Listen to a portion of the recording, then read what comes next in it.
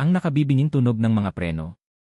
Ang pagsabog ng salamin na parang libo-libong diamante sa ilalim ng liwanag ng buwan. Isang sigaw na tumatawag sa kanyang pangalan, desperado at puno ng takot. Ara! Napamulat si Elara. Bumibigat ang kanyang paghinga at ang puso niya'y kumakarera sa loob ng kanyang dibdib. Isang malamig na pawis ang gumapang sa kanyang noo, kahit pa ang hangin mula sa electric fan ay banayad na humahaplos sa kanyang balat. Wala siya sa loob ng kotse. Wala ang amoy ng nasusunog na metal o ang matalas na amoy ng dugo.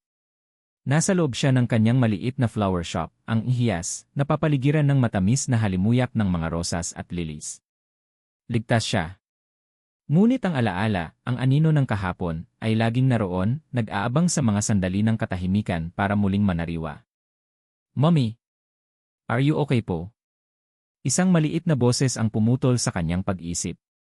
Napayuko si Ara at nakita niya ang kanyang 5 taong gulang na anak, si Liana, na nakatitig sa kanya, ang mga bilugang mata nito ay puno ng pag-aalala.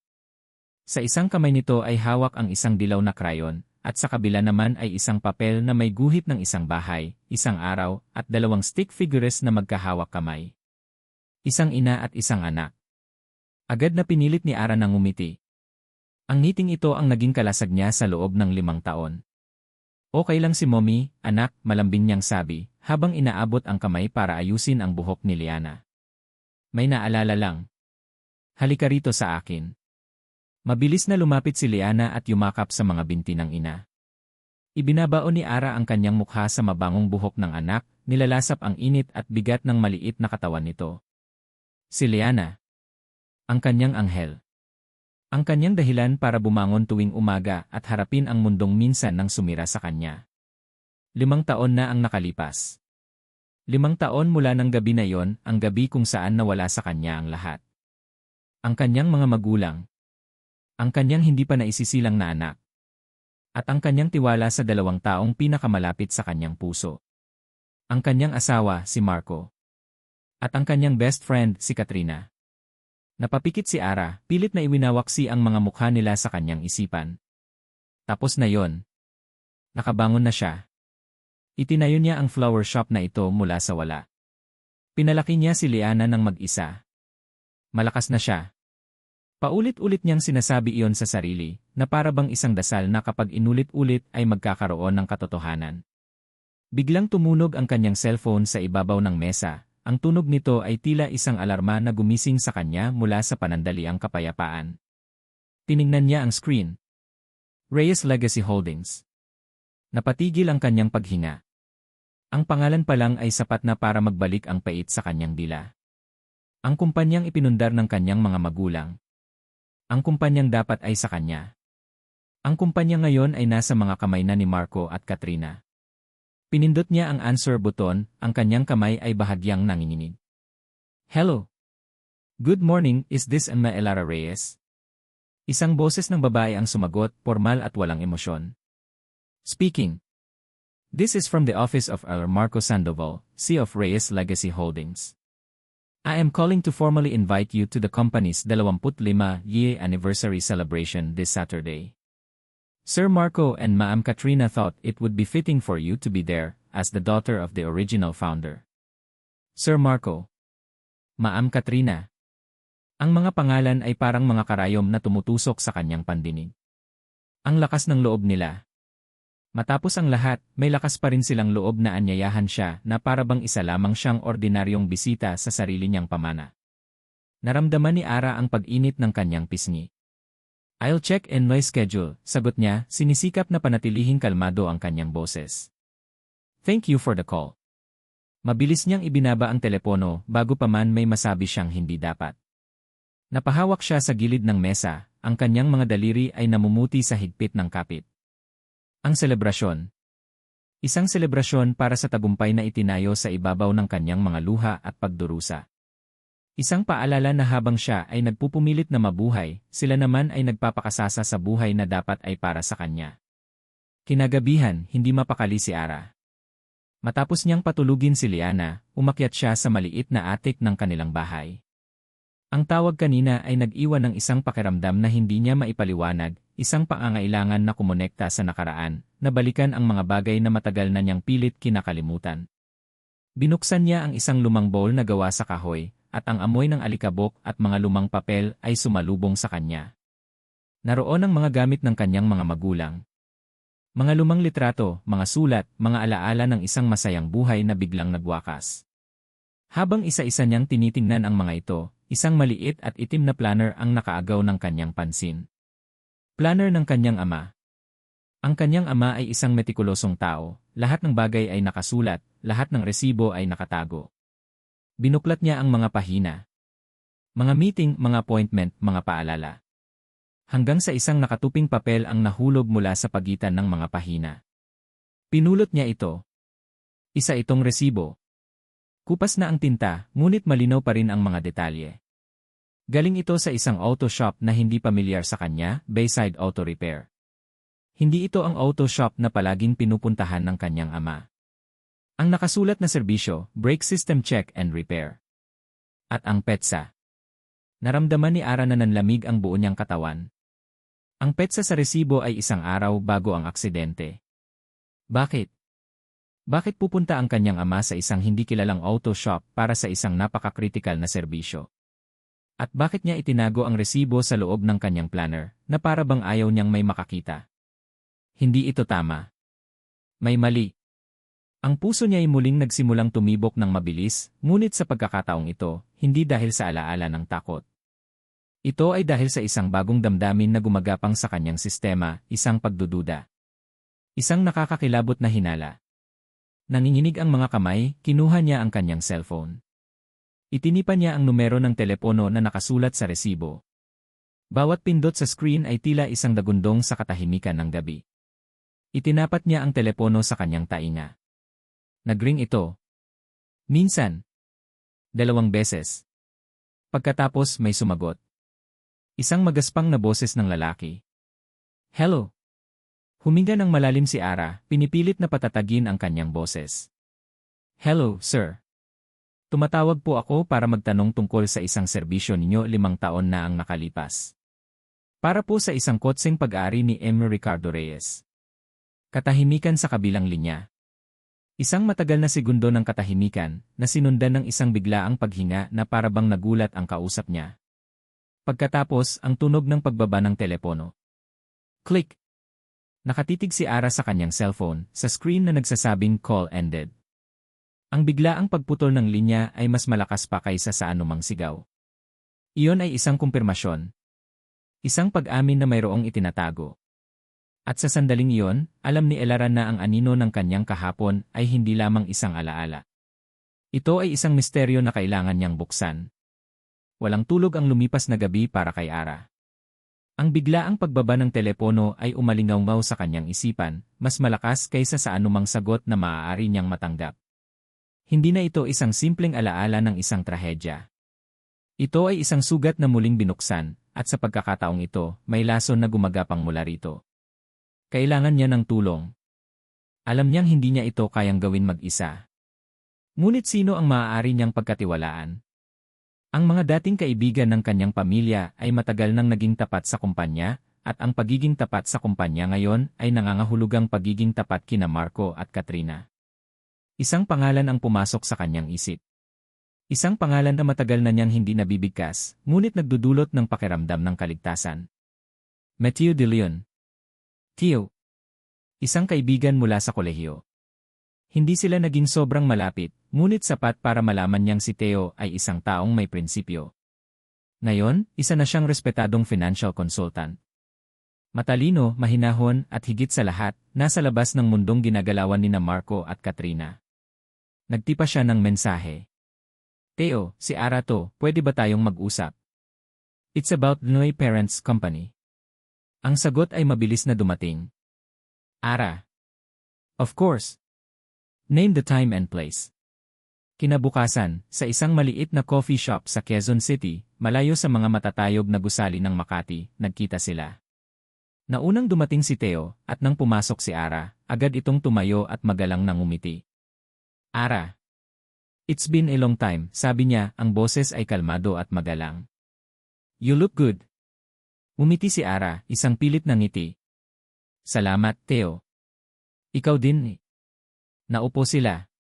Sa pagitan nila ay ang amoy ng kape at ang hindi masabing bigat ng 5 taon na lumipas. Sa loob ng ilang minuto, nagkamustahan sila. Tinanong ni Theo ang tungkol sa kanyang flower shop at masayang ikinuwento ni Ara ang tungkol kay Liana. Ngunit alam nilang pareho na hindi iyon ang dahilan kung bakit sila naroon. So, simula ni Theo, maingat na inilapag ang kanyang tasa. Reyes Legacy Holdings. What about it? Huminga ng malalim si Ara. Dahan-dahan, kinuha niya mula sa kanyang bag ang resibong nakatupi at inilapag ito sa mesa. Itinulak niya ito papalapit kay Theo. Nakita ko to sa mga gamit ni Papa, sabi niya, pinapanood ang reaksyon ni Theo. Isang araw bago ang aksidente. Kinuha ni Theo ang resibo. Tinitigan niya itong mabuti, ang kanyang mga mata ay mabilis na sinusuri ang bawat detalye. Ang noo niya ay bahagyang kumunot. Bayside Auto Repair, basa niya ng mahina. Hindi ito ang kasa na palaging pinupuntahan ni Tito Ricardo, tama ba? Tumango si Ara. At sinubukan kong tawagan ang numero. May sumagot, pero nang banggitin ko ang pangalan ni Papa, bigla na lang ibinaba. Itinaas ni Theo ang kanyang tingin mula sa resibo, at ang mga mata niya ay sinalubong ang mga mata ni Ara. Wala nang tanong tungkol sa flower shop o kay Liana. Ang nakita ni Ara sa mga mata ni Theo ay isang seryosong pag-unawa.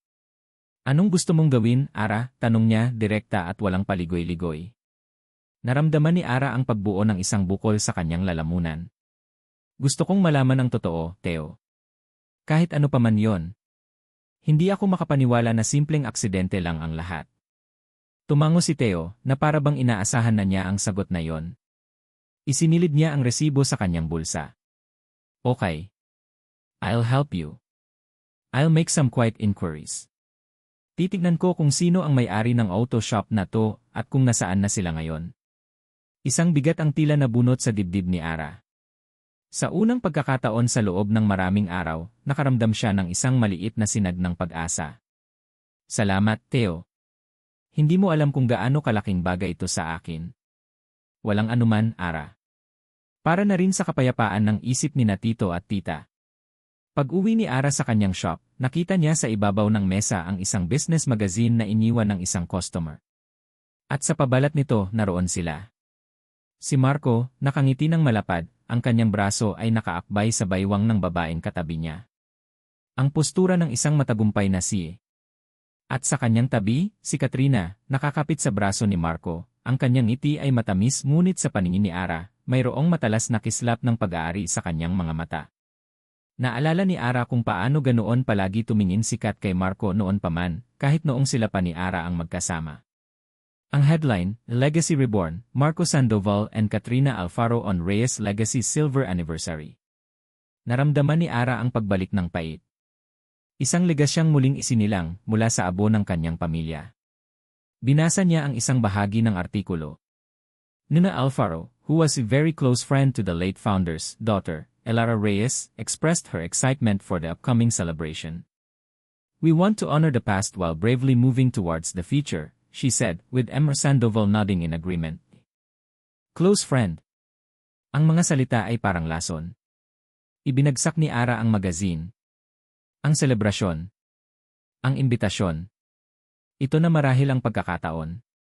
Kung hindi niya mahahanap ang sagot sa nakaraan, marahil ay makikita niya ito sa kasalukuyan. Sa mga mukha nila. Sa mga kilos nila. Kinabukasan, tumawag si Theo. Ara, may nahanap na ako, sabi niya sa kabilang linya. Ang Bayside Auto Repair, matagal nang sarado. 1 taon pagkatapos ng aksidente. Pero nakuha ko ang address. Nasa isang industrial area sa may bandang pier. Puntahan natin, mabilis na sagot ni Ara. Nagkita sila makalipas ang 1 oras. Ang lugar ay tila isang libingan ng mga negosyo. Kalawang na mga gate, basag na mga bintana, at matataas na damo. Hinanap nila ang address, at natagpuan nila ang isang gusaling may kupas na signboard na halos hindi na mabasa, Bayside Auto Repair. Nakalok ang gate, at ang loob ay mukhang abandonado na sa loob ng maraming taon. Walang paraan para makapasok. Isang dead end. Napabuntong hininga si Ara, ang pag-asa na naramdaman niya kanina ay unti-unting naglalaho. Wala na. Huli na siguro tayo. Huwag kang mag-alala, sabi ni Theo, ang kanyang boses ay nananatiling matatag. This is just the first step. May mga paraan pa. Habang tinititigan ni Ara ang abandonadong gusali, isang desisyon ang nabuo sa kanyang isipan. Isang desisyon na pinagtibay ng larawan ni Marco at Katrina sa magazine. Pupunta ako sa anniversary, deklara niya. Napatingin sa kanya si Theo, may pag-aalala sa kanyang mukha. Sigurado ka ba? Baka mahirapan ka lang. Kailangan kong gawin, Theo. Kailangan kong harapin sila. Kailangan kong makita sila. Baka doon ko makita ang sagot. Tumango si Theo, nauunawaan ang determinasyon sa boses ni Ara. Okay. Kung yan ang desisyon mo, sasamahan kita. Hindi kita iiwanang mag-isa doon. Nang pasakay na sila sa kotse para umalis, sa dulo ng kanilang paningin, may isang itim na kotse, isang sedan na may heavily tinted na mga bintana, na mabilis na umalis mula sa isang eskinita sa di kalayuan. Masyadong mabilis para sa isang abandonadong lugar. Naramdaman ni Ara ang isang biglaang kilabot na gumapang sa kanyang batok. Tumingin siya kay Theo, na nakatingin din sa direksyon kung saan nawala ang kotse, ang kanyang panga ay bahagyang tumigas. May nagmamasid sa kanila. Ang imahe ng itim na kotse ay hindi maalis sa isip ni Ara. Hindi iyon nagkataon lamang. Ang pakiramdam na may nagmamasid, na ang bawat hakbang niya ay sinusubaybayan, ay nagdulot ng kilabot sa kanyang kalamnan. Ngunit kasabay ng takot ay ang pag-usbong ng isang bagay na mas matindi, determinasyon. Kung mayroong gustong manatili siyang tahimik, ibig sabihin ay mayroon siyang dapat na malaman. Kinabukasan, habang abala siya sa pag-aayos ng mga bulaklak para sa isang order, tumawag si Theo. Ang boses nito sa kabilang linya ay seryoso at walang bahid ng pagbibiro. Ara, may nakuha ako, sabi ni Theo. Yung may-ari ng Bayside Auto Repair, namatay na raw 2 taon na ang nakalipas. Heart attack. Pero yung pangunahing mekaniko nila buhay pa. Napahawak ng mahigpit si Ara sa telepono. Sino? Nasaan siya? Ang pangalan niya ay Benito, Mang Ben. Pagkatapos magsara ng shop, nagtago siya. Walang permanenteng tirahan. Pero mayroon akong kaibigan sa Gne. He owed me a favor. Natunton niya si Mang Ben, nagtatrabaho ngayon bilang kargador sa isang palengke sa Divisoria. Ibinigay ni Theo ang eksaktong lokasyon. Pagkatapos ng tawag, napaupo si Ara. Divisoria. Isang lugar na magulo, masikip, puno ng tao. Isang perpektong lugar para magtago ang isang taong ayaw magpakita. Huminga siya ng malalim. Ito na yon. Ang unang tunay na koneksyon sa araw na yon. Kinahapunan, naroon na si Ara. Ang ingay ng palengke ay nakakabingi, ang sigawan ng mga tindera, ang tunog ng mga gulong ng kariton, ang tawanan at murahan. Ang amoy ng pinaghalong isda, gulay, at pawis ay dumidikit sa hangin. Sa tulong ng impormasyon ni Theo, natagpuan niya ang isang sulok kung saan nag-aabang ang mga kargador. At doon, nakita niya siya. Isang lalaking payat, nasa mga 50 anyos, ang balat ay sunog sa araw at ang mga mata ay laging tila may hinahanap. Nakaupo siya sa isang sako ng bigas, pinupunasan ang pawis sa kanyang noo. Siya si Mang Ben. Dahan-dahang lumapit si Ara, ang puso niya'y kumakabog sa kanyang dibdib. Nang mapansin siya ni Mang Ben, agad na nagbago ang anyo nito. Ang pagod sa kanyang mukha ay napalitan ng kaba. Tila may nakita siyang multo. Mang Ben, tanong ni Ara, pilit na pinapakalma ang kanyang boses. Agad na tumayo ang lalaki, handang tumakbo. Hindi kita kilala, miss. Kilala niyo po ang papa ko, mabilis na sabi ni Ara, at sa isang iglap, inilabas niya ang isang lumang litrato mula sa kanyang wallet. Isang litrato ng kanyang mga magulang, nakangiti. Si Ricardo Reyes po. 5 taon na ang nakalipas, dinala niya sa inyo ang kotse niya. Nang makita ang litrato, namutla si Mang Ben, umiling siya, ang mga mata ay puno ng takot. Nagkakamali ka. Wala akong alam dyan. Wala. Tatalikod na sana siya nang magsalita ulit si Ara, ang boses niya ay nanginginig ngunit puno ng pakiusap. May anak po ako. 5 taong gulang. Hindi niya nakilala ang kanyang lolo at lola. Hindi niya nakilala ang kapatid niya na namatay sa sinapupunan ko noong araw na yon. Ang mga salita ay tumagos sa takot ni Mang Ben na pahinto siya. Napayuko, hindi makatingin sa mga mata ni Ara. Mang Ben, pakiusap, pagpapatuloy ni Ara, ang mga luha ay nagsisimula ng mamuo sa kanyang mga mata. Hindi po ako pulis. Isa lang po akong anak na gustong malaman ang katotohanan. Gusto ko lang po ng kapayapaan. Para sa kanila at para sa akin. Ang katahimikan sa pagitan nila ay binasag lamang ng ingay ng palengke. Matapos ang ilang sandali, bumuntong hininga si Mang Ben, isang tunog ng pagsuko at pagod. Doon tayo sa mas tahimik, sabi niya, ang boses ay halos pabulong. Sinundan siya ni Ara sa likod ng isang hilera ng mga tindahan, sa isang eskinita na amoy ihi at basura. Doon, sa lilim ng kalawang na yero, umupo si Mang Ben sa isang lumang gulong. Natakot ako, umpisa niya, hindi pa rin makatingin kay Ara. Nang makita kita kamukhang kamukha mo ang nanay mo. Huminga siya ng malalim. Naaalala ko ang papa mo. Isang araw bago-bago ang nangyari.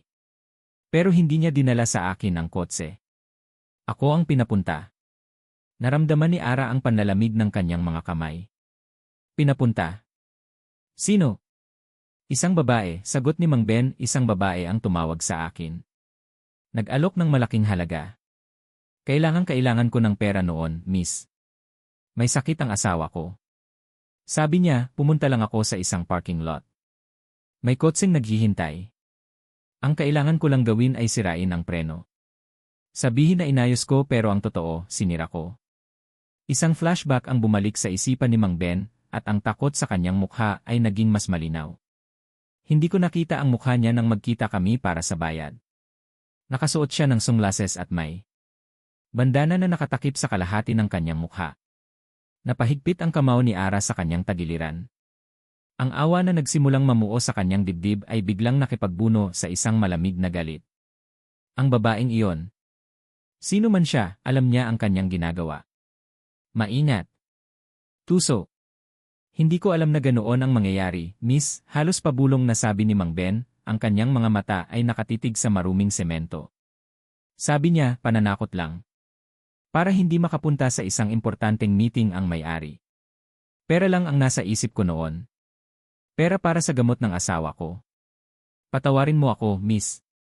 Araw-araw, gabi-gabi, dinadala ko ang bigat na yon. Ang kanyang mga salita ay puno ng pagsisisi, ngunit para kay Ara, ang mga ito ay mga dayami lamang sa harap ng isang naglalagablab na apoy. Nawala ang kanyang mga magulang. Nawala ang kanyang anak. Ang lahat ng yon dahil sa pera at sa isang desisyon na ginawa ng lalaking ito sa isang madilim na parking lot. Ngunit alam niyang hindi galit ang kailangan niya ngayon. Kailangan niya ng impormasyon. Mang Ben, sabi ni Ara, sinisikap na panatilihing matatag ang kanyang boses. Wala ka na bang ibang natatandaan? Isang salita? Isang pangalan? Kahit ano? Umiling si Mang Ben, wala, miss. Masyado siyang maingat. Ang boses niya medyo pamilyar, pero hindi ko matukoy. Parang narinig ko na dati, pero ewan ko. Napabuntong hininga si Ara. Akala niya ay ito na. Akala niya ay malapit na siya. Ngunit isang pader na naman ang humarang sa kanya. Pero mayroon akong itinago, biglang sabi ni Mang Ben, na tila may naalala. Napatingin sa kanya si Ara, ang kanyang pag-asa ay muling nabuhay. Dahan-dahang ipinasok ni Mang Ben ang kanyang kamay sa luma at gasgas na wallet. Mula sa isang nakatagong bulsa, may kinuha siyang isang maliit na bagay. Isang lumang NSS card. Iniabot niya ito kay Ara. Nanginginig ang kamay ni Ara nang tanggapin niya ito. Napakaliit na bagay, ngunit sa sandaling iyon, tila napakabigat sa kanyang palad. Ito ang ginamit niya para tawagan ako, paliwanag ni Mang Ben, pagkatapos niyang ibigay ang bayad, sinabi niyang itapon ko. Pero hindi ko ginawa. Itinago ko. Para siguro para hindi ko makalimutan ang kasalanan ko. Nakatitig si Ara sa Kay's card. Ito na. Isang piraso ng katibayan. Isang sinulid na maaaring humila sa kanya palabas sa madilim na misteryong ito. Salamat po, Mang Ben, sabi ni Ara, at sa pagkakataong ito, ang kanyang pasasalamat ay totoo. Salamat po. Tumango lamang ang matanda, ang mga mata ay puno ng luhang hindi pumapatak. Tinalikuran na siya ni Ara at mabilis na naglakad palayo sa masikip na eskinita, pabalik sa ingay at gulo ng Divisoria. Kailangan niyang makausap si Theo. Ngayon din. Nang makahanap siya ng medyo tahimik na sulok, agad niyang tinawagan si Theo. Theo, sabi niya, hindi maitago ang panginginig sa kanyang boses. Nakausap ko na siya. May ibinigay siya sa akin. Ano yon, Ara? Are you okay? Ramdam sa boses ni Theo ang pag-aalala. Isang NSS card. Ang NSS card na ginamit para tawagan siya. Katahimikan sa kabilang linya. Pagkatapos nagsalita si Theo, ang boses ay seryoso at mabilis. Huwag mong gagalawin yan, Ara. Huwag mong ilagay sa telepono mo. Text mo sa akin ang numero. I have a way to check its registration details. Mabilis lang to. Ginawa ni Ara ang sinabi ni Theo. Maingat niyang itinipa ang mga numero sa IS card at ipinadala ito. At pagkatapos naghintay siya. Ang ingay ng palengke sa kanyang paligid ay unti-unting naglaho. Ang tanging naririnig niya ay ang malakas na kabog ng kanyang sariling dibdib. Bawat segundo ay parang isang oras. Ang bawat taong dumadaan ay tila pinaghihinalaan niya. Ito na ba ang katapusan ng kanyang paghahanap? O simula pa lang ng isang mas malaking panganib? Biglang nag-vibrate ang kanyang telepono. Pangalan ni Theo ang nasa screen. Agad niya itong sinagot. Theo, may nalaman ka na ba? Ang boses ni Theo sa kabilang linya ay iba. Hindi lang ito seryoso. Mayroon itong bahid ng pagkabigla. Ara ang NSS card, huminto si Theo, at ang maikling sandaling iyon ay nagpadama kay Ara ng matinding kaba. Ano, Theo? Kanino? Nakarehistro ito sa isang pangalan na binili para sa isang empleyado ng kumpanya noon. Isang personal assistant.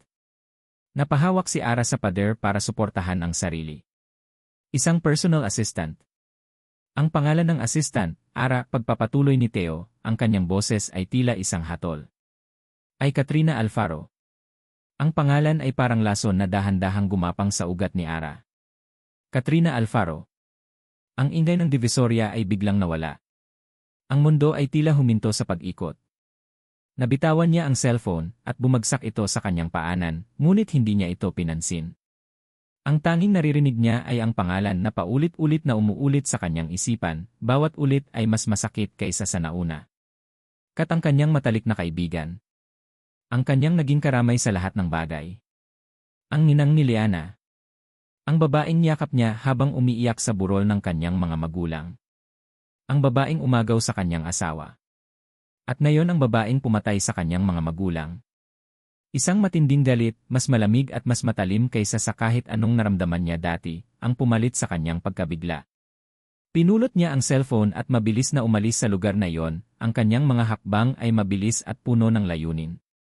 Nagkita sila ni Theo sa parehong coffee shop, ngunit ngayon, ang hangin sa pagitan nila ay mabigat sa tensyon. Inilatag ni Theo sa mesa ang mga dokumento, mga papeles na nagpapatunay na ang NSS card ay talagang binili para sa personal assistant ni Marco 5 taon na ang nakalipas. At ang pangalan sa record ng empleyado, Katrina Alfaro. Hindi ito sapat para sa isang kaso, Ara, mahinahon ngunit seryosong sabi ni Theo. It's circumstantial. Madali niyang may dedeni. Sasabihin niyang nawala ang NSN o ipinagamit sa iba. Alam ko, sagot ni Ara, ang kanyang boses ay walang emosyon, na tila yelo. Pero sapat na to para sa akin. Itinaas niya ang kanyang tingin at sinalubong ang mga mata ni Theo. Pupunta ako sa anniversary. Ngayong gabi. Ara, delikado yan, pagtutol ni Theo. Ngayong alam mo na, hindi mo maitatago ang nararamdaman mo. Baka may gawin kang hindi dapat. May gagawin nga ako, sabi ni Ara, isang mapait na ngiti ang sumilay sa kanyang mga labi. Kailangan kong marinig mula sa kanya. Kailangan kong makita ang reaksyon niya. Pagkatapos si Marco. Ang anniversary party ay isang dagat ng kislap at pagkukunwari. Ang tunog ng mga champagne glass, ang mahinang tugtog ng isang string quartet, at ang halakhakan ng mga mayayamang bisita ay pumuno sa grand ballroom ng isang mamahaling hotel. Sa gitna ng lahat, sa isang entablado, nakatayo sina Marco at Katrina, tinatanggap ang mga pagbati na parabang sila ang hari at reyna. Nang pumasok si Ara, ang ilang mga ulo ay lumingon. Ang mga bulungan ay nagsimula na parang apoy na kumakalat sa tuyong damo. Siya ang multo mula sa nakaraan, isang paalala ng trahedya sa gitna ng selebrasyon. Ngunit hindi niya ininda ang mga tingin. Ang kanyang mga mata ay nakatuon lamang sa dalawang tao sa entablado. Hinintay niya ang kanyang pagkakataon. Nang makita niyang pumasok si Katrina sa powder room, sumunod siya. Sa loob, nag-iisa si Katrina, inaayos ang kanyang lipstick sa harap ng salamin. Nang makita niya si Ara sa refleksyon, hindi siya nagulat. Ngumiti lamang siya, isang ngiting matamis at mapanlait. Ara, darling. You came, sabi niya, dahan-dahang lumingon. I'm so glad you could make it. Hindi nagsalita si Ara. Inilabas niya ang kanyang cellphone at ipinakita kay Katrina ang isang litrato ng Nces card. Pamilyar ba sa'yo to, Kat? Ang ngiti ni Katrina ay hindi nagbago, ngunit may bahagyang paninigas sa kanyang panga. Tiningnan niya ang litrato, pagkatapos ay tumingin kay Ara, at tumawa siya ng mahina. Oh, Ara. After all these years, you're still so naive. Anong gusto mong palabasin? Na may kinalaman ako sa nangyari sa mga magulang mo dahil sa isang lumang Nces card. Sumagot ka na lang, mariin, sabi ni Ara. Lumapit si Katrina, ang kanyang mga mata ay puno ng paghamak. Let me tell you something, Ara. Kahit pa sabihin nating totoo yan, sino ang maniniwala sa'yo? Isang single mother na may-ari ng isang maliit na flower shop. O sa akin, ang executive ng Reyes Legacy Holdings. Baka sabihin pa nilang nababaliw ka na dahil sa trauma. Bawat salita ay isang sampal. Isang pag-amin na nakabalot sa insulto. Bakit, Kat? Tanong ni Ara, ang boses niya ay basag. Magkaibigan tayo. Kapatid ang turing ko sa'yo. Ang mukha ni Katrina ay biglang nag-iba, ang ngiti ay napalitan ng isang anyo ng matinding inggit at puot. Kapatid? Palagi akong anino mo, Ara. Lahat nasa iyo na. Ang pera, ang pangalan, ang atensyon ng mga magulang mo. Maging si Marco. Kinuha ko lang ang dapat ay sa akin. Tinalikuran ni Katrina si Ara at lumabas ng powder room, iniwan si Ara na nanginginig sa galit at sakit. Ngunit hindi pa siya tapos. May isa pa. Ang pinakamahalaga. Nakita niya si Marco na nag-iisa malapit sa balkonahe, hawak ang isang baso ng alak. Nilapitan niya ito. Nang makita siya ni Marco, isang komplikadong emosyon ang dumaan sa mukha nito, gulat, pagkakasala, at marahil, isang patak ng pangungulila. Ara, sabi niya, halos pabulong. Hindi ngumiti si Ara. Tinitigan niya si Marco ng diretsyo sa mata, ang kanyang tingin ay malamig na parang yelo. Alam ko na ang lahat, Marco, sabi niya, ang kanyang boses ay kalmado, ngunit mabigat. Tungkol sa ginawa ni Kathy. Sa isang iglap, nawala ang lahat ng kulay sa mukha ni Marco. Ang kanyang mga labi ay nanginginig. Nabitawan niya ang kanyang baso, at ito'y nabasag sa sahig, ngunit hindi niya ito pinansin. Anong sinasabi mo, utal niya. Ang preno ng kotse. Ang tawag kay Mang Ben, alam ko na, Marco. Ito ang halik ni Judas. Ang sandali ng katotohanan. Biglang napaluhod si Marco sa harap niya, hindi alintana ang mga basag na bubog sa sahig. Hinawakan niya ang laylayan ng damit ni Ara, ang kanyang mukha ay basang-basa sa luha at pawis. Patawarin mo ako, Ara. Patawarin mo ako, sigaw niya, ang kanyang boses ay puno ng desperasyon at takot. Hindi ko sinasadya. Natakot lang ako. Pinilit niya ako. Sinabi niya sa akin ang plano niya, pero natakot ako. Patawarin mo ako. Ang pag-amin. Mas masahol pa sa inaasahan niya. Hindi lang siya umagaw. Hindi lang siya nagtaksil. Alam niya. Alam niya na mamamatay ang mga magulang ni Ara at wala siyang ginawa. Naging kasabwat siya sa kanyang pananahimik.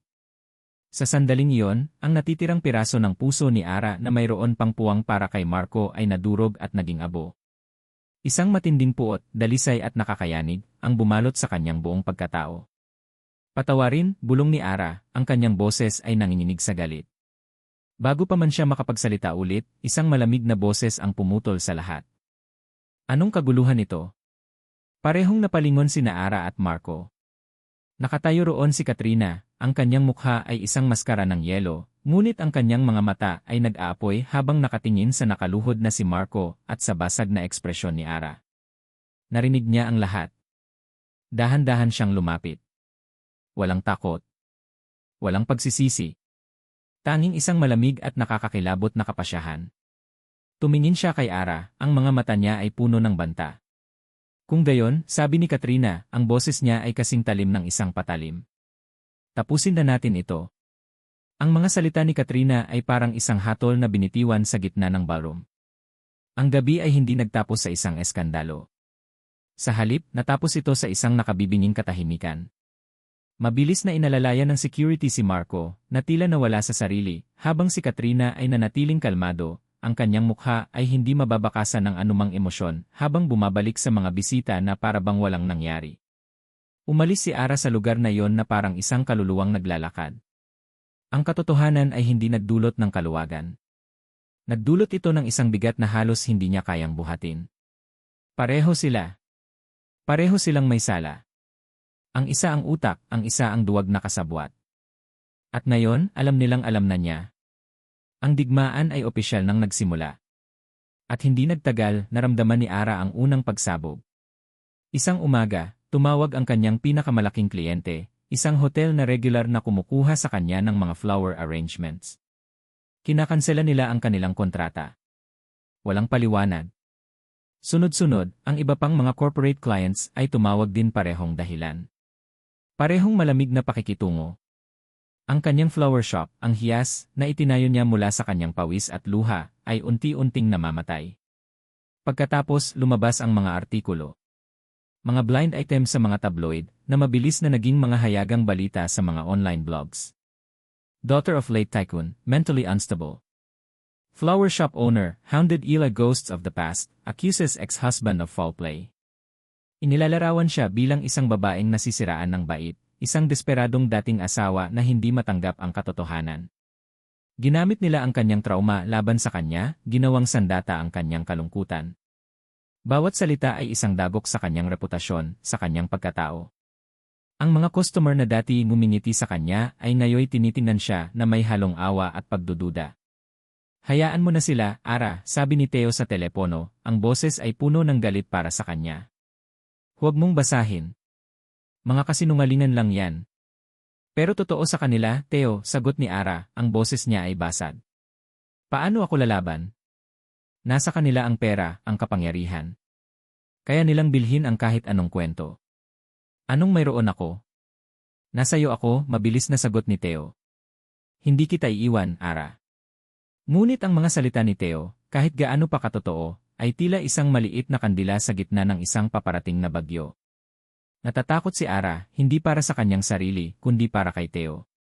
Natatakot siyang madamay ito sa gulo na siya ang nasa sentro. Kaya't nagsimula siyang lumayo. Hindi na niya sinasagot ang mga tawag ni Theo. Hindi na siya nagre-reply sa mga text nito. Sa bawat pagtanggi niyang kausapin ito, pakiramdam niya ay tinutusok niya ang sarili niyang puso, ngunit iyon lang ang alam niyang paraan para protektahan ito. Pero ang pinakamasaklap na ganti ay hindi pa dumarating. Isang hapon, habang abala siya sa paglilinis ng mga nalantang bulaklak sa kanyang halos wala ng customer na shop, tumunog ang kanyang telepono. Isang hindi pamilyar na numero. Ngunit sinagot niya ito, umaasang isa itong kliyente. Hello, is this Elara Reyes? This is from Layana School. Agad na kumabog ng malakas ang dibdib ni Ara. Bakit po? Anong nangyari sa anak ko? Okay lang ba siya? Okay lang po siya, ma'am. Nagkaroon lang po ng maliit na insidente, sabi ng guro sa kabilang linya. Habang naglalaro po sila sa labas, may isang motorsiklo na biglang umarangkada ng mabilis malapit sa gate. Muntik na pong matamaan si Liana.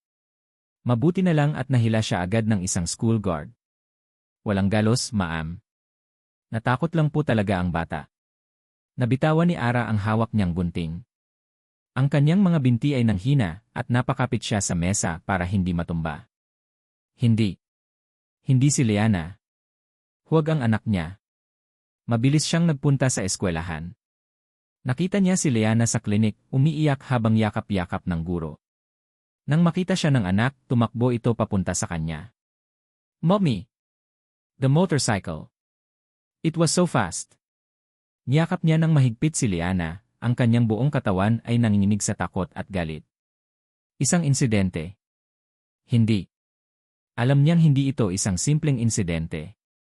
Ito ay isang mensahe. Pag-uwi nila sa bahay, habang pinapakalma niya si Liana, muling tumunog ang kanyang telepono. Ang parehong hindi pamilyar na numero. Nanginginig ang kamay na sinagot niya ito. Katahimikan sa kabilang linya. Pagkatapos, isang boses na kilalang-kilala niya ang nagsalita. Isang boses na matamis na parang pulot, ngunit sa pandinig ni Ara, ito ay mas nakakalason kaysa sa kamandag ng ahas. Hello, Ara. Si Katrina.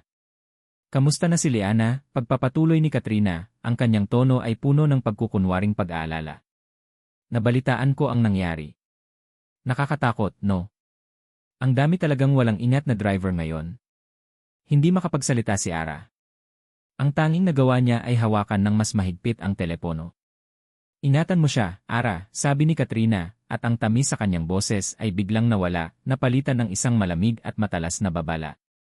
Mahal na mahal mo ang anak mo, hindi ba? Isang pagkakamali lang, isang maling hakbang baka sa susunod, hindi na siya swertihin. Click! Ibinaba na ni Katrina ang tawag. Nakatayo si Ara sa gitna ng kanyang sala, ang telepono ay nasa kanyang tainga pa rin. Ang mga salita ni Katrina ay umalingaw sa kanyang isipan, isang direktang banta sa buhay ng kanyang anak. Ang lahat ng tapang na inipon niya ay biglang naglaho na parang bula. Ang lahat ng galit ay napalitan ng isang nakakaparalisang takot. Kaya nilang saktan si Liana. At wala silang pakialam kung gagawin nila yon. Tumingin siya sa kanyang anak, na ngayon ay naglalaro na ng kanyang mga manika sa sahig, hindi alam ang panganib na nakapalibot sa kanila. Napaluha si Ara. Umiyak siya hindi dahil sa sarili niya, kundi dahil sa kanyang pagiging ina. Sa kanyang kawalan ng kakayahang protektahan ang pinakamahalagang bagay sa kanyang buhay. Tumayo siya at lumapit sa salamin. Ang nakita niya ay hindi isang babaeng palaban. Nakita niya ang isang babaeng talunan. Wasak. Sapat na. Ayaw na niya. Hindi sulit ang hustisya kung ang kapalit ay ang kaligtasan ng kanyang anak. Kinuha niya ang kanyang telepono, ang kanyang mga daliri ay nanginginig habang hinahanap ang pangalan ni Theo. Tinawagan niya ito. Nang sagutin ni Theo, ang kanyang boses ay puno ng alala. Ara. Thank God. Anong nangyari? Bakit hindi ka sumasagot? Hindi pinansin ni Ara ang mga tanong. Isang pangungusap lang ang lumabas sa kanyang bibig, isang pangungusap na puno ng pagsuko at pagkatalo. Tama na, Theo. Ang kanyang boses ay basag at walang buhay. Suko na ako. Ang tunog ng pagbaba ng telepono ni Ara ay parang isang putok ng baril sa tainga ni Theo. Tama na, Theo. Suko na ako. Ang mga salitang iyon ay mas masakit kaysa sa anumang sampal o insulto. Iyon ang tunog ng pagkatalo. Ang tunog ng tagumpay ni na Marco at Katrina. Umupo si Theo sa kanyang opisina, nakatitig sa kawalan. Naramdaman niya ang isang matinding galit, hindi kay Ara, kundi para sa kanya. Galit sa kawalang katarungan. Galit sa dalawang taong walang awang ginamit ang pagiging ina ni Ara laban dito. Hindi. Hindi siya papayag. Hindi niya kailanman inisip na ang pagtulong sa isang dating kaibigan ay hahantong sa ganito. Noong una, ito ay tungkol sa pagtulong na malutas ang isang misteryo para sa kapayapaan ng isang pamilya. Ngunit habang tumatagal, habang nakikita niya ang tapang at tatag ni Ara, habang nasasaksihan niya ang pagmamahal nito kay Liana, ang misyon ay nagbago. Naging personal ito. Hindi niya hahayaang manalo ang mga demonyo. Agad siyang tumayo, kinuha ang susi ng kanyang kotse, at nagmaneho papunta sa bahay ni Ara. Hindi na mahalaga kung itaboy siya nito. Hindi na mahalaga kung ayaw siyang kausapin. Ang mahalaga ay malaman ni Ara na hindi siya nag-iisa. Nang dumating siya, ang bahay at ang flower shop ay balot sa dilim.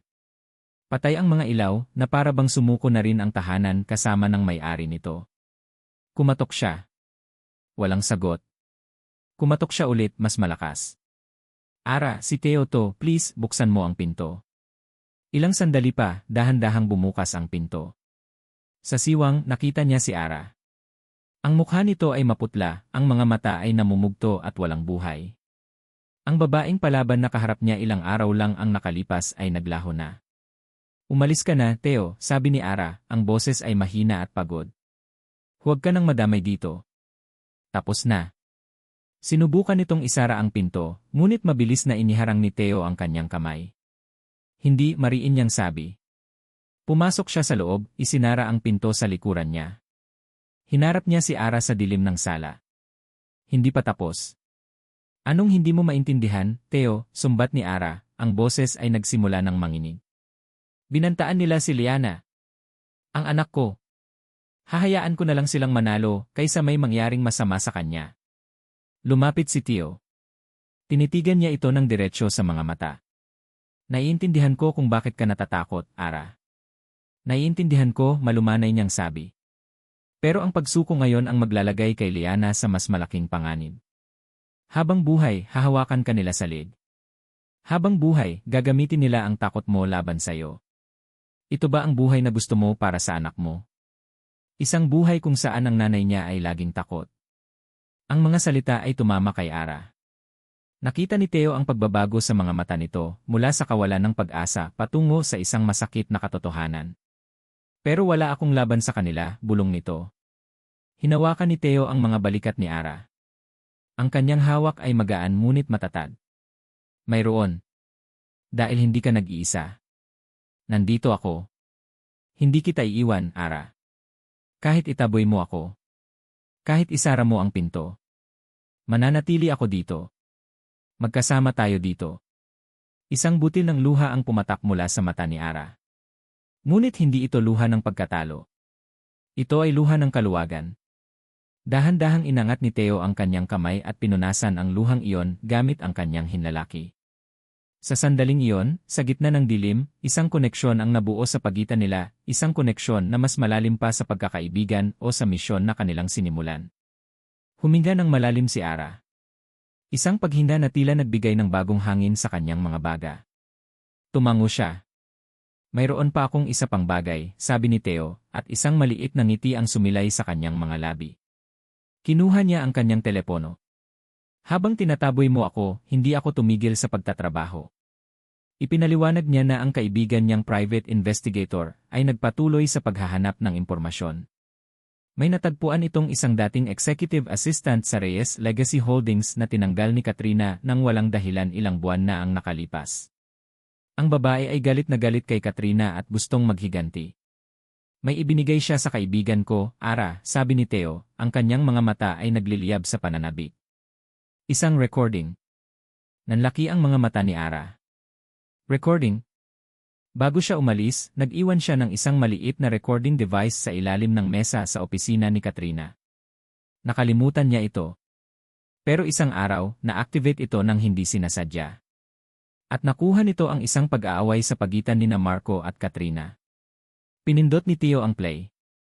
Umupo sila sa sofa, magkatabi sa dilim, at pinakinggan ang laman ng recording. Ang unang boses ay kay Marco, garalgal at puno ng takot. Hindi ko na kaya to, Kat. Masyado nang malaki ang gulo. Baka malaman na ni Ara ang lahat. Sumunod ang matinis at galit na boses ni Katrina. Duwag ka talaga. Kasalanan mo to, Marco. Kung tinapos mo lang si Ara noon pa, hindi na sana tayo na problema ng ganito. Napasinghap si Ara. Ang kanyang kamay ay napahawak sa bibig. Ang boses ni Marco ulit, umiiyak. Hindi ko kaya. Pera lang ang usapan. Ang usapan, aalisin natin sa landas si Tito Ricardo para makuha natin ang kumpanya. Hindi kasama sa usapan ang pagpatay kay Ara. At ang huling salita ni Katrina, malamig at walang kaluluwa, na tumatak sa isipan ni Theo at Ara na parang isang markang bakal. Kung hindi mo kaya, ako ang gagawa. Ako ang tatapos sa lahat ng ito. Nang matapos ang recording, isang nakabibinging katahimikan ang bumalot sa kanila. Iyon na. Ang ebidensyang hindi nila kayang itanggi. Ang usok mula sa baril. Ang dugo sa kanilang mga kamay. Dahan-dahang ibinaba ni Theo ang kanyang telepono. Ang hangin sa silid ay mabigat, puno ng katotohanan ng mga salitang kanilang narinig. Ang bawat salita ay isang pako na lalong nagbaon sa dalawa sa kanilang mga kasalanan. Hindi na ito isang teorya o hinala. Ito ay isang pag-amin na itala at napanatili. Tumingin si Ara kay Theo. Ang walang buhay na tingin sa kanyang mga mata ay nawala na. Napalitan ito ng apoy. Isang apoy na pinaghalong galit, sakit, at isang bagong tuklas na lakas. Hindi na siya ang biktimang nagtatago sa dilim. Hindi na siya ang inang natatakot. Siya na ngayon ang hustisya na matagal nang hinihintay ng kanyang mga magulang. Kailangan nating mag-ingat, sabi ni Theo, ang kanyang boses ay seryoso ngunit matatag. Ito na ang alas natin, Ara. Hindi tayo pwedeng magkamali. Dahan-dahang tumango si Ara. Kinuha niya ang kamay ni Theo na nakapatong sa sofa. Pinisil niya ito ng mahigpit. Isang pasasalamat. Isang pangako. Isang pagkilala na kung wala ito, mananatili siyang talunan. Ano ang plano? Tanong niya, ang kanyang boses ay hindi na nanginginig. Ito ay matatag at puno ng determinasyon. Isang ngiti ang sumilay sa mga labi ni Theo. Nakikita niya sa harap niya ang babaeng una niyang nakilala, malakas, matalino, at hindi sumusuko. Ngunit ngayon, mayroon ng karunungan at tapang na hinubog ng sakit. Plano, ulit ni Theo, ang kanyang mga mata ay nakatitig sa mga mata ni Ara, na sumasalamin sa liwanag na nagmumula sa siwang ng bintana. Ang liwanag sa dilim.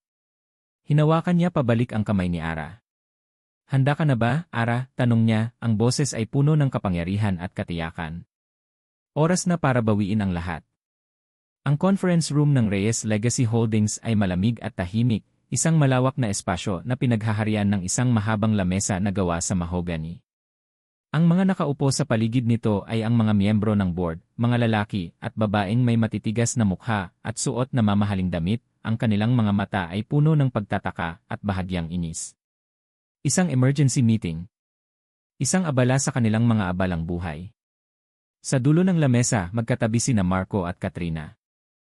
Si Katrina ay kalmado, ang kanyang postura ay perpekto, isang maliit at mapanlait na ngiti ang nakapaskil sa kanyang mga labi.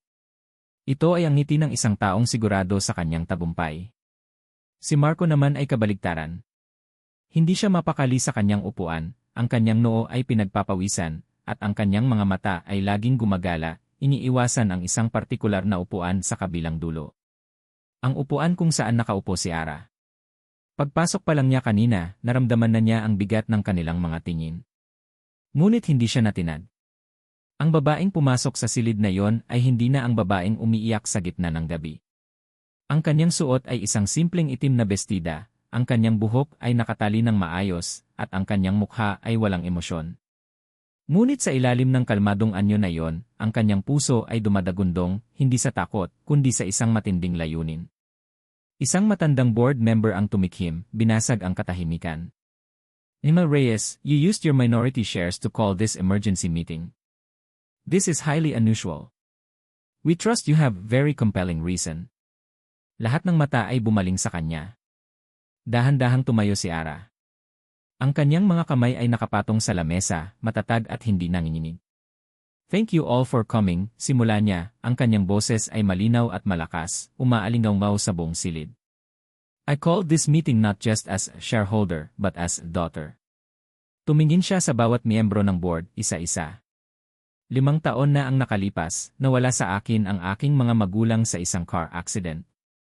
Isang trahedya na sumira sa aking buhay at nagbigay daan para ang mga taong ito, itinuro niya sina Marco at Katrina. Ay maupo sa kanilang mga posisyon ngayon. Isang bulungan ang nagsimula sa silid. Ang ngiti ni Katrina ay bahagyang naglaho. Nagpatuloy si Ara, ang kanyang boses ay hindi nagbabago. Sa loob ng 5 taon, pinaniwala ko ang sarili ko na yon ay isang aksidente. Hanggang sa nakahanap ako ng isang resibo. Isang resibo para sa isang brake repair, isang araw bago sila namatay. Sa isang auto shop na hindi pamilyar. Sa isang mekaniko na binayaran para sirain ang preno, hindi para ayusin ito. Narinig ni Ara ang isang matalas na paghinga. Galing ito kay Marco. I hired someone to investigate, pagsisinungaling niya, pinoprotektahan si Theo. At ang investigasyon ay nagturo sa isang SS card. Isang SS card na ginamit para kontakin ang mekaniko. Lumakad siya ng dahan-dahan palapit sa dulo ng lamesa, ang kanyang mga mata ay nakatuon lamang kay Katrina. Isang SS card na nakarehistro sa pangalan mo. Katrina. This is absurd, sigaw ni Katrina, tumayo mula sa kanyang upuan. Nababaliw ka na ba, Ara? Gagawa-gawa ka ng kwento para lang sirain kami. Gentlemen, I apologize. My former friend is clearly unwell. Ngunit hindi na nakikinig ang mga board members kay Katrina. Nakatingin sila kay Ara, ang kanilang mga mukha ay puno ng pagkabigla at dahan-dahang pag-unawa. Bumaling si Ara kay Marco, na ngayon ay namumutla na parang isang papel. At ikaw, Marco? Tinanong kita sa party. At umamin ka. Nakiusap kang patawarin kita. Dahil alam mo. Alam mo ang lahat ng ito, pero pinili mong manahimik. Hindi. Hindi totoo yan, sigaw ni Marco, ngunit ang kanyang boses ay basag at walang lakas. Ngumiti si Ara, isang ngiting walang saya. Hindi niyo kailangang maniwala sa akin, sabi niya, bumabalik sa kanyang upuan. Kailangan niyo lang makinig. Sa isang mabilis na kilos, inilabas niya ang kanyang cellphone at ikinonekta ito sa speaker system ng conference room. Isang pindot lang. Isang nakabibinging katahimikan ang bumalot sa silid. Pagkatapos, ang boses ni Marco, garalgal at puno ng takot. Hindi ko na kaya to, Kat. Masyado nang malaki ang gulo. Baka malaman na ni Ara ang lahat. Napatayo ang lahat. Ang mukha ni Katrina ay naging isang maskara ng purong pagkasuklam at gulat. Ang boses niya sa recording matinis at galit. Duwag ka talaga. Kung tinapos mo lang si Ara noon pa, hindi na sana tayo namomroblema ng ganito. Ang mga board members ay napatingin sa kanya, ang kanilang mga mata ay puno ng pagkondena. At ang huling pag-amin ni Marco sa recording, isang sigaw ng isang duwag na kaluluwa. Hindi kasama sa usapan ang pagpatay kay Ara. Nang matapos ang recording, ang katahimikan ay mas mabigat pa kaysa sa 1,000 sigaw. Ito ay ang katahimikan ng katotohanan. Ang unang bumigay ay si Marco. Tuluyan na siyang bumagsak mula sa kanyang upuan, napaluhod sa sahig, ang kanyang katawan ay nanginginig sa mga hikbi. Totoo lahat, iyak niya, hindi na makatingin sa kahit sino. Patawarin niyo ako Ngunit si Katrina ay iba. Ang takot sa kanyang mukha ay mabilis na napalitan ng isang mabangis na galit. Tumingin siya sa paligid na para bang isang hayop na na-corner. Sinungaling. Gawa-gawa lang lahat yan. Edited yan, sigaw niya. Mabilis siyang tumalikod at sinubukang tumakbo papunta sa pinto. Ngunit bago pa man niya mahawakan ang doorknob, bumukas ito. 2 pulis na nakauniporme ang pumasok, kasunod si Theo na may seryosong mukha. Napahinto si Katrina. Ang lahat ng kulay ay nawala sa kanyang mukha. Naintindihan na niya. Tapos na ang laro. Marco Sandoval, Katrina Alfaro, sabi ng isang pulis, ang boses ay otoritatibo. Inaaresto kayo sa salang conspiracy to commit murder. Habang pinupusasan si Marco, na hindi na lumalaban, si Katrina ay nagpumiglas. Hindi niyo ako pwedeng arestuhin. Hindi niyo alam kung sino ako. Ara. Kasalanan mo to. Papatayin kita. Ang kanyang mga sigaw ay puno ng lason, ngunit walang epekto na ito kay Ara. Habang dinadala sila palabas, ang huling tingin ni Katrina ay para kay Ara. Hindi ito tingin ng pagsisisi. Ito ay tingin ng purong pagkamuhi, isang pangako ng paghihiganti na hindi na kailanman matutupad. Nang mawala na sila sa silid, umupo si Ara. Naramdaman niya ang pagod, ngunit ito ay isang magandang pagod. Ang pagod pagkatapos ng isang mahabang laban. Ang bigat na dinala niya sa loob ng 5 taon ay unti-unting nawawala. Tumayo siya, hindi na pinansin ang mga board members na ngayon ay nagkakagulo. Lumakad siya palabas ng conference room, palabas ng gusaling iyon na naging simbolo ng kanyang sakit. Paglabas niya sa lobby, ang sikat ng araw ay tumama sa kanyang mukha. Huminga siya ng malalim, nilalasap ang hangin ng Makati. Sa unang pagkakataon sa loob ng napakatagal na panahon, naramdaman niya ang kapayapaan. Isang tunay at malalim na kapayapaan. Sa di kalayuan, sa gilid ng kalsada, nakita niya ang isang pamilyar na kotse. Nakasandal doon si Theo, naghihintay. Nang makita siya nito, isang maliit at magiliw na ngiti ang sumilay sa kanyang mga labi. Ang ngiti na nagsasabing, nandito lang ako. Tapos na. Nakuha na niya ang hustisya. At ngayon, oras na para simulan ang paghilom. Lumipas ang ilang buwan. Ang ingay ng kaso ni Marco at Katrina ay unti-unting humupa, napalitan ng ibang mga balita at eskandalo. Isang gabi, habang naghahanda ng hapunan si Ara at naglalaro si Liana sa sahig, isang maikling ulat ang lumabas sa RI. Convicted. Dating CEO ng Reyes Legacy Holdings na si Marco Sandoval at Executive Katrina Alfaro, hinatulan ng habambuhay na pagkabilanggo para sa kasong murder at conspiracy. Pinatay ni Ara ang telebisyon. Hindi niya kailangang marinig ang mga detalye. Ang mahalaga ay ang salitang convicted. Hustisya. Isang salitang dati parang isang malayong bituin, ngunit ngayon isang katotohanang mahigpit niyang hawak.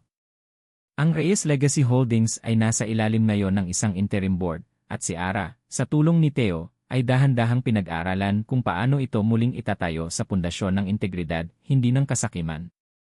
Ang kanyang maliit na flower shop, ang Hiyas, ay unti-unti ring bumabalik ang sigla. Ang mga dating kliyente ay bumalik, dala ang mga paumanhin at mga bagong order. Ngunit ang pinakamalaking pagbabago ay hindi sa negosyo. Ito ay sa loob niya. Isang maaraw na Sabado, nagpunta si Ara sa sementeryo. Hindi na ito ang babaeng umiiyak na pumupunta rito, dala-dala ang bigat ng mundo. Ngayon, ang kanyang mga hakbang ay magaan. Nagdala siya ng isang malaking bouquet ng mga puting rosas at lilies, ang mga paboritong bulaklak ng kanyang ina. Nilinis niya ang lapida. Pinunasan niya ang mga pangalan ng kanyang mga magulang, sina Ricardo at Elena Reyes. Umupo siya sa damuhan, at sa unang pagkakataon, umiti siya habang nakatingin sa kanilang mga pangalan. Hay mahay pa, bulong niya. Sorry po kung ngayon lang ulit ako nakabalik. Naging busy po kasi. Huminga siya ng malalim, ang hangin ay sariwa at mapayapa. Nakuha na po natin ang hustisya, pagpapatuloy niya. Mahaba po ang laban pero natapos na. Panatag na po ako. Sana po kayo rin. Ikinuwento niya sa kanila ang lahat. Ang tungkol sa paglaki ni Liana, ang pagiging bibo at matalino nito. Ang tungkol sa hiyas. At ang tungkol kay Theo. May tumulong po sa akin, sabi niya, isang ngiti ang sumilay sa kanyang mga labi. Ang pangalan niya po ay Theo. Mabait po siya, ma. At matapang. Palagi siyang nandyan. Palagi niya akong sinasalo kapag pakiramdam ko ay bibigay na ako. Napayo ko siya, pinaglalaruan ang isang dahon sa kanyang mga daliri. Natatakot pa rin po ako minsan. Natatakot akong magtiwala ulit. Pero tinutulungan niya akong maging matapang. Tinuturuan niya akong maniwala na mayroon pa ring kabutihan sa mundo. Tumayo siya at hinaplos ang malamig na marmol ng lapida. Mahal na mahal ko po kayo. Magiging okay po kami ni Liana. Pangako po yan.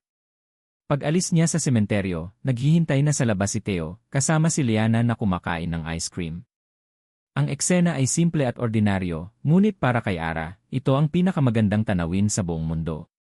Okay ka lang, tanong ni Theo nang makasakay siya sa kotse. Ngumiti si Ara, isang tunay at payapang ngiti. Okay na okay. Sa sumunod na linggo, dinala sila ni Theo sa isang beach sa Batangas. Isang sorpresang hindi inaasahan ni Ara. Habang nagtatakbuhan si Liana sa dalampasigan, hinahabol ang mga alon, magkatabing naglalakad sina Ara at Theo sa buhanginan. Ang tunog ng dagat at ang tawa ni Liana ang tanging musika sa kanilang paligid. Salamat dito, Theo, sabi ni Ara, nakatingin sa papalubog na araw. Salamat sa lahat. Wala yon, sagot ni Theo. Huminto sila sa paglalakad. Humarap siya kay Ara, ang kanyang mga mata ay seryoso, ngunit puno ng pagmamahal. Ara, alam kong marami kang pinagdaanan. Alam kong mahirap pa ring magtiwala. Pero gusto kong malaman mo seryoso ako sa'yo. Seryoso ako sa inyo ni Liana. Naramdaman ni Ara ang mainit na pag-agos sa kanyang dibdib. Ang takot na minsay nakatira roon ay unti-unti nang naglalaho, napapalitan ng isang damdaming matagal na niyang kinalimutan. Tiwi. Hindi kita minamadali, mabilis na sabi ni Theo. Maghihintay ako. Kahit gaano katagal. Gusto ko lang na alam mo na handa akong maghintay. Tumingin si Ara kay Liana, na ngayon ay masayang nagpupulot ng mga kabibe. Pagkatapos, tumingin siya kay Theo, ang lalaking naging kanyang sandalan, ang kanyang liwanag sa dilim. Ang lalaking nagpakita sa kanya na ang pag-ibig ay hindi tungkol sa pagiging perpekto, kundi tungkol sa paghilom at pagbangon ng magkasama. Sa tingin ko, sabi ni Ara, ang kanyang boses ay mahina ngunit malinaw. Hindi mo na kailangang maghintay ng matagal. Isang malawak na ngiti ang gumuhit sa mukha ni Theo. Dahan-dahan niyang hinawakan ang kamay ni Ara. Ang kanilang mga daliri ay nagsalikop, isang perpektong paglalapat. Maya-maya, tumakbo papalapit sa kanila si Liana, dala-dala ang kanyang mga nakuhang kabibe. Look, Mommy! Look, Tito Theo! Ang dami! Binuhat ni Theo si Liana at isinakay sa kanyang balikat. Tumawa ng malakas ang bata. Si Ara ay lumapit, ipinulupot ang kanyang braso sa baywang ni Theo, at isinandal ang kanyang ulo sa balikat nito. Magkakasama silang tatlo, nakatayo sa dalampasigan, pinapanood ang araw na dahan-dahang lumulubog sa dagat, nag-iwan ng mga kulay kahel, rosas, at lila sa kalangitan. Isang pagtatapos. At isang simula. Naintindihan ni Ara sa sandaling iyon na ang tunay na lakas ay hindi nagmumula sa paghihiganti. Nagmumula ito sa kakayahang buuin muli ang sarili mula sa mga basag na piraso at magmahal muli, ng mas buo at mas matapang. Biglang nagsalita si Liana mula sa balikat ni Theo, ang boses nito ay puno ng inosenteng kuryosidad. Tito Theo, are you my new daddy now? Nagkatinginan sina Theo at Ara. Walang salitang lumabas sa kanilang mga bibig. Tanging isang ngiti. Isang ngiti na puno ng lahat ng sagot. Isang ngiti na naglalaman ng lahat ng pangako para sa isang bagong simula. At dito nagtatapos ang kwento ni Elara, Mateo, at ng kanilang bagong simula. Mula sa puso ng inyong manunulat, maraming salamat sa inyong walang sawang pagsubaybay sa bawat kabanata ng buhay ni Ara. Bawat komento, bawat reaksyon, at bawat sandali na inilaan nyo para pakinggan ang kanyang istorya ay isang malaking karangalan para sa akin. Habang isinusulat ko ang kwento ni Ara, kasama niyo akong nakaramdam ng kanyang sakit, ng kanyang galit, ng kanyang takot, at higit sa lahat, ng kanyang hindi matatawarang lakas. Ito ay isang paglalakbay na puno ng luha at paghihirap, ngunit sa huli, ay puno rin ng kilig, pag-asa, at pag-ibig na nagpapagaling. Ang kwentong ito ay isang paalala na ang buhay ay hindi laging perpekto. May mga pagkakataong tayo ay masasaktan, mabibigo, at pagtataksilan ng mga taong pinakamalapit sa atin. Ngunit ipinapaalala rin ito na ang tunay na lakas ay hindi nasusukat sa kakayahang maghiganti, kundi sa kakayahang bumangon at piliing muling magmahal. Ang pagpapatawad, kung minsan, ay hindi para sa taong nakasakit sa atin, kundi para sa kapayapaan ng ating sariling puso. Kaya naman, nais ko ring marinig ang inyong mga saloobin. Anong aral o eksena ang pinakapumatak sa inyong puso? Huwag po kayong mag-atubiling i-share ang inyong mga iniisip sa ating comment section sa ibaba. Muli, mula sa aking puso, maraming salamat sa pagsama sa aming paglalakbay. Hanggang sa susunod nating kwento.